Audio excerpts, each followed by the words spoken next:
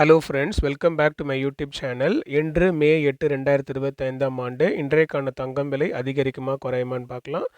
அதற்கு முன்னாடி என்னுடைய சேனலுக்கு இப்போ தான் நீங்கள் ஃபஸ்ட் டைம் வந்திருக்கீங்கன்னா சேனலை சப்ஸ்கிரைப் பண்ணி பெல் ஐக்கன் ப்ரெஸ் பண்ணிக்கோங்க. அப்போ தான் நான் போடுற வீடியோஸ் உங்களுக்கு நோட்டிஃபிகேஷனில் வரும்.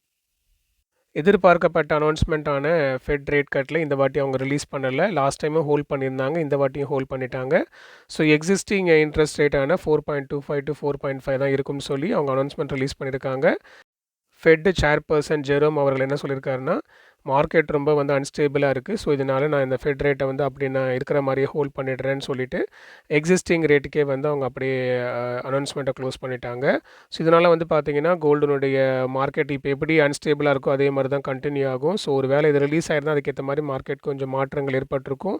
ஸோ ஆல்ரெடி இருக்கிற அன்சர்டனிட்டி அப்படியே கண்டினியூ ஆகும். அடுத்ததாக இன்றைக்கும் பார்த்தீங்கன்னா மாக் ட்ரில் இந்தியாவில் நடக்க போகுது. ஸோ நேற்று நான் சொல்லியிருந்தேன் மாக் ட்ரில் ஒரு சில இடங்கள் நடத்துனாங்க அப்படின்னு. அதே போல் இன்றைக்கும் பார்த்தீங்கன்னா மணலி, எண்ணூர் போன்ற துறைமுகத்துலலாம் இன்றைக்கும் மாக் ட்ரில் நடக்க போகுது. ஸோ ஏன்னா ஆல்ரெடி இந்தியாவுக்கும் பாகிஸ்தானுக்கும் வார் போயிட்டுருக்கனால ஒரு சேஃப்டிக்காக பார்த்தீங்கன்னா மாக் ட்ரில் எக்ஸிக்யூட் பண்ணிகிட்ருக்காங்க. போன வாரம் கோல்டு ரேட்டில் பெரிய மூவ்மெண்ட் இல்லை. ஓரளவுக்கு ஏர்லேருந்து கொஞ்சம் இறங்கிருச்சு அண்டு குட்டி ப்ளஸ் ஆர் மைனஸ் இருந்துச்சு. ஒரு சில நாட்களில் சேம் ரேட்டுக்கே இருந்துச்சு. ஆனால் இந்த வாரத்தில் ஃபஸ்ட்டு டேலேருந்தே பார்த்தீங்கன்னா கோல்டு தாறுமாறாக ஏறுறதுக்கு ஆரம்பிச்சிருக்கு. ஸோ லாஸ்ட் வீக் கோல்டு கீழே இறங்கும்போது நான் அந்த வீடியோவில் நான் சொல்லியிருந்தேன், போன வாரம் போட்ட வீடியோவில். இது ஒரு டெம்பரரி டவுன் தான். அகெயின் கோல்டு திரும்ப ஹால் டைமையை கட் பண்ணி மேலே போகணும்னு சொல்லியிருந்தேன். ஒருவேளை நீங்கள் அந்த டைமில் அதை கன்சிடர் பண்ணி நீங்கள் ஒரு சின்ன இன்வெஸ்ட்மெண்ட் பண்ணியிருந்தீங்கன்னா நிச்சயமாக அது உங்களுக்கு ப்ராஃபிட்டாக இருந்திருக்கும்னு நான் நினைக்கிறேன். நேற்று நைட்டு ஸ்டேட்டஸ் படி இன்றைக்கி பார்த்தீங்கன்னா ஒரு குட்டி அப் இருக்கிறதுக்கான வாய்ப்புகள் போல தான் இருந்துச்சு. ஆனால் இன்றைக்கி காலையில் அப்படியே தலைகீழாக மாறிடுச்சு. ஸோ இன்றைக்கி கோல்டு மார்க்கெட் கொஞ்சம் அதிகமாகவே வேகமாக போயிட்டுருக்கு.